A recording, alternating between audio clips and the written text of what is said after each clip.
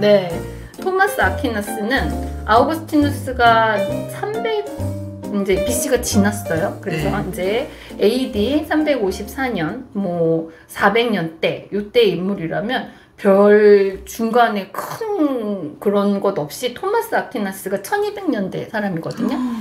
그 아퀴나스에 이를 때까지 별 무리 없이 그냥 그 전통이 이어져 내려오는 거예요. 그래서 1000년이 그렇게 이어져 내려오다 보니 국교인 상태에서 내려오는 과정 중에 종교의 위에 있는 사람들의 권위가 강화될 수밖에 없었겠죠. 그렇죠. 네. 그것만 믿어야 되고 그거 외에는 다른 어떤 철학이나 사상이 없었으니까 네. 그대로 쭉 이어온 거네요. 네. 신 안에 진리가 있어. 그거는 불변하는 것이야.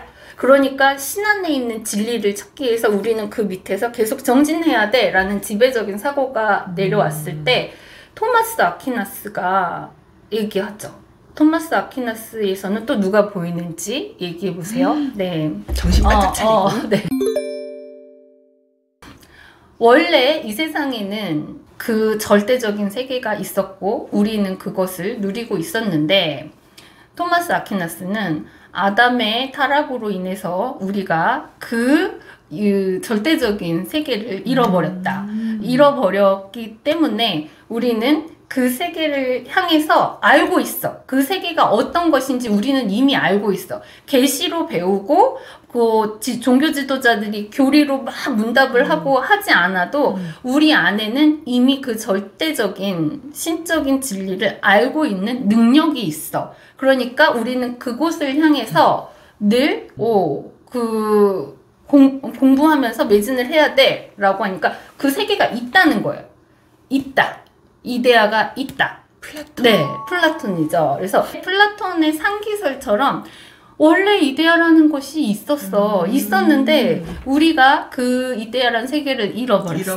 그러니까 그 세계를 아는 거예요. 내가 가졌던 것이기 때문에 알고 있으니까 우리는 그 세계를 향해서 노력하면서 하나하나 막 정치는 이렇게 해야 되고 교육은 이렇게 해야 되고 뭐 시민의 계급은 이렇게 해야 되고 국가란 이래야 되고 하나씩 틀을 잡아가면서 그 세계라는 원형을 두고 우리가 그렇게 살아가야 된다고 하는 그래서 상기해야 된다라는 상기설. 토마스 아퀴나스 역시 없는 게 아니야. 신이 뚝 떨어져 있고 우리는 계시에서 내려진 그 교리를 그냥 배우면서 그렇게 무지한 상태가 아니야. 우리는 이미 그걸 알고 있어. 엄청나게 1000년 동안 진보한 거예요. 왜냐면 너네한테는 그런 것이 없으니까 배워야만 해. 그리고 계속 참여해야만 해. 기도해야만 해. 깨달을 수 있도록 노력해야 돼. 라고 했는데 우리는 그 안에 이미 알고 있는 것이 있어. 신이 우리에게 멀리 떨어진 것이 아니야. 준 게 있어. 그래서 우리 안에 신을 이해할 수 있는 능력이 있어. 그러니까 무지한 대상에서 나는 아무것도 아닙니다. 나는 아무것도 모릅니다 하는 대상에서 난 이제 깨달을 수 있어. 나 안에도 신이 주신 고유한 능력이 있어. 굉장히 신분이 상승된 거죠. 네.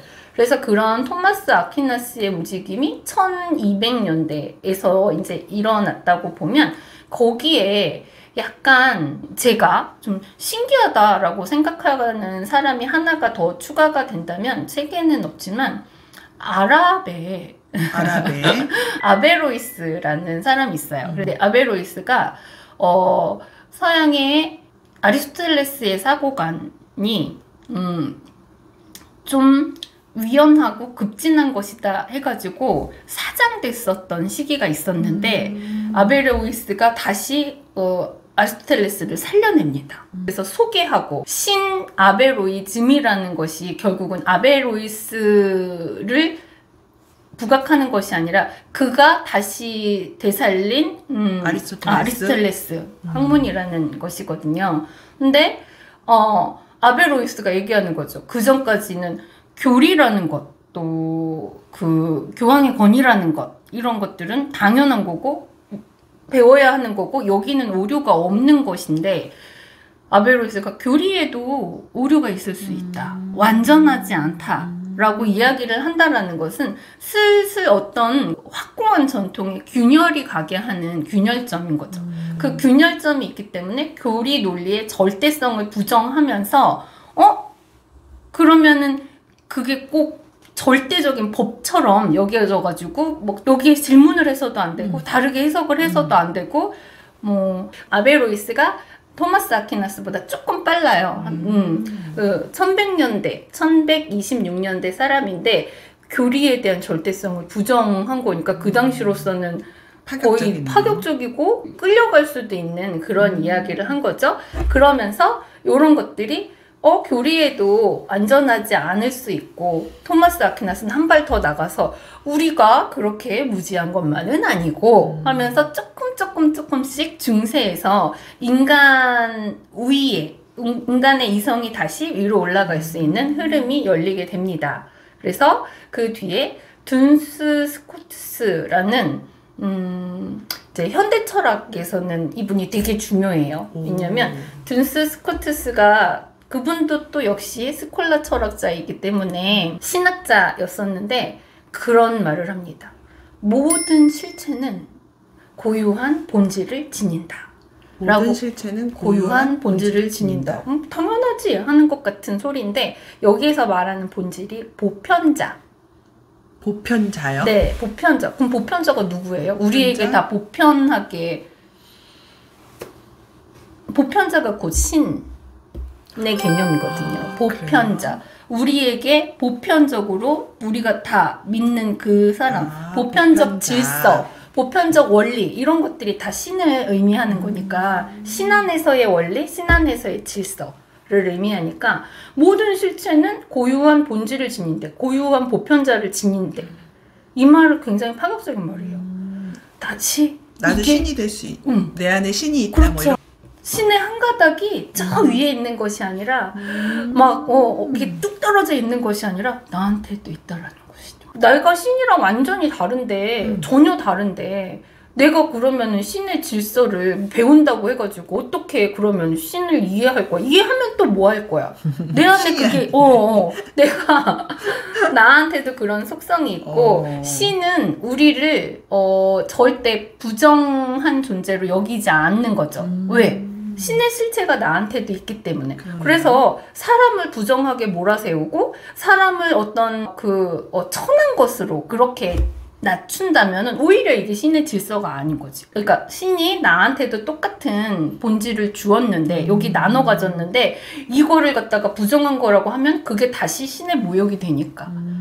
우리 안에 신적인 것이 있다라고 말하는 게 저 말 한마디가 굉장한 거예요. 이 말 한마디가. 그래서 둔스 스코투스가 신과 인간을 동급으로 올려놓는 그 시발점. 인간의 지위가 엄청 상승하는. 그 당시로서는 이 전통을 깨는 하나의 문장이고, 그래서 그전에는 인간의 속성이 늘 범죄를 저지른 아담 같은 것, 죄인이고 악한 거고, 그래서 우리는 늘 부정하고 그런 것이어야 됐는데, 이제 둔스 스코투스 이후로는 긍정되기 시작합니다. 긍정의 인간이 나오기 시작되는 거죠. 그래서 그 뒤에 이제 스피노자라는 스피노자. 네, 굉장히 익숙한 이름이죠. 스피노자는 자연이고 신이라고 얘기했어요. 우리도 자연의 일부잖아요. 여기 딱정벌레 이거 안에도 우리 안에도 이게 전체가 다 그냥 신인 거예요. 따로 있고 조금 있고가 아니라 이 전체가 맞물려진 자체가 신이라고 말을 했거든요.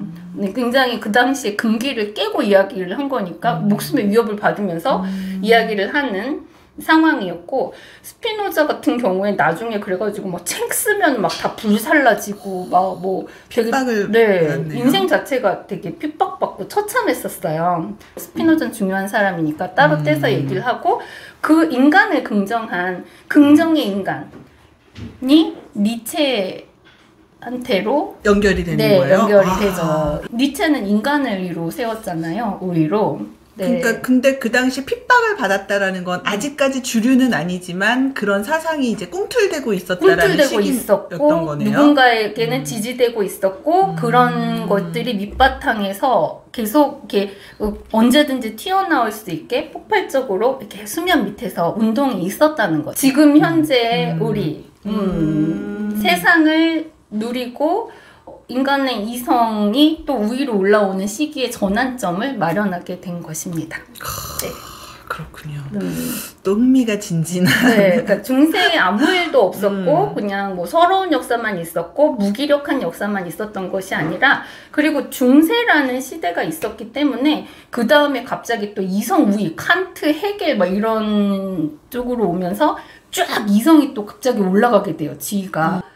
그랬더니 인간이 그렇게까지 절대적으로 그러냐? 신적인 존재까지는 아니었던 것 같아. 이거 뭐 우리가 그렇게 뭐 대단해 이성이 대단해 하면서 무의식의 또 한 가닥을 여는 흐름까지 현대 철학으로 오게 되는 계기. 그래서 중세라는 그 시기가 있었기 때문에 오히려 정반합처럼 그 변증법처럼 네. 이런 시기도 오고 이런 시기도 오고 파편화된 시기도 오는 다양성을 열어주었다라고 중세를 평가할 수 있습니다. 그러네요. 네. 예고편으로 다음 시간에 그럼 누구예요? 다음 시간에 스피노자가 저는 현대 철학으로 오는 흐름에 있어서는 가장 중요하지 않을까. 네. 스피노자를 이야기하도록 하겠습니다. 알겠습니다. 저희 스피노자 시간에 다시 만나도록 하겠습니다. 네. 안녕.